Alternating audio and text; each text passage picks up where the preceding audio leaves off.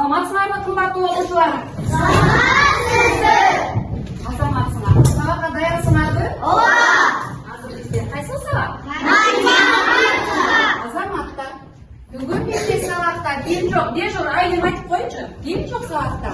Бизде сабакта Баймурат жок, анан Аген жок. Алар ооруп атат, ала себептүү. Азаматсың. Рахмат айым.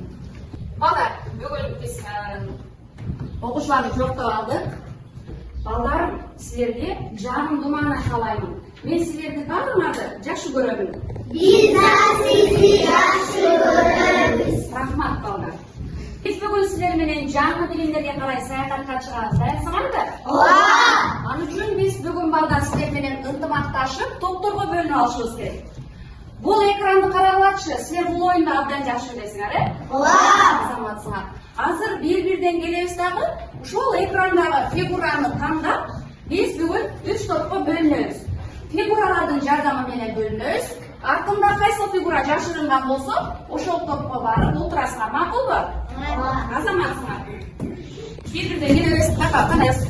Секина. Ушул бексе болду. Кимсиң? Башка дейсиң, Азаматсың. Азаматсыңар. Топторго ынтымакташып бөлүшүп алдык. Эми биз силер менен сабактын жүрүшүндө отургузуп барабыз. Кайсы топтун күндөрү көп болсо сабактын аягында ошол топ жеңүүчү аталат дагы бүгүнкү сабагыбыздын эң акылдуулары, күчтүүлөрү деп таанылат, макулбу? Ооба. Мен кызыл гүл менен 5 деген бааны баалайм. 4 деген бааны сары гүлдөр менен баалайм. Көк гүл менен 3 деген бааны баалайм. Андыктан эң жакшы сабакка катышып, гүлдөрдү көбүрөөк отургузганга аракет кылабыз. Уктуңарбы? Классыбызды коостойбуз, макулбу? Ооба. Демек, анда сабагыбызды улантабыз. Биз бүгүнкү сабагыбызда алтын эреженин ордуна жол чурак эрежесин колдонобуз. Сабактын көздөрү кандай белги берчү эле биздин сабагыбызда? Кол көтөрөбүз, беребиз. Айнеке айтып койчу. Кызыл көйгөйдө мугалим сүйлөйт. Жакшы. Кийинки көзү күйсө дейсиң. Кана, азыр айтып койчу. Мугалим да, окуучулар да сүйлөгөнгө болот. Бул кайсы түстө? Сары. Сары түстө Азаматсың. А жашыл түстө көзү күйсө, армасын айтчы. Окуучулар сабагын жазат. Сабагын жазат. Эгерде балдар ушул эрежени сабактын аягына чейин сактабаса, эреже бузган. Эмне кылып берет дечи эле? Ислам айта кой.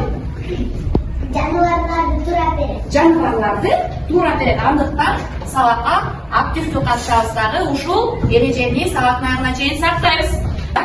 Биз бүгүн азыр оюбузду бир жерге топтоого жана эски тутумубузду жакшыртуу максатында биз сонун көмөк жасайбыз. Даярсыңарбы? Ооба. Бул эстеп калуу бөлүгүсү.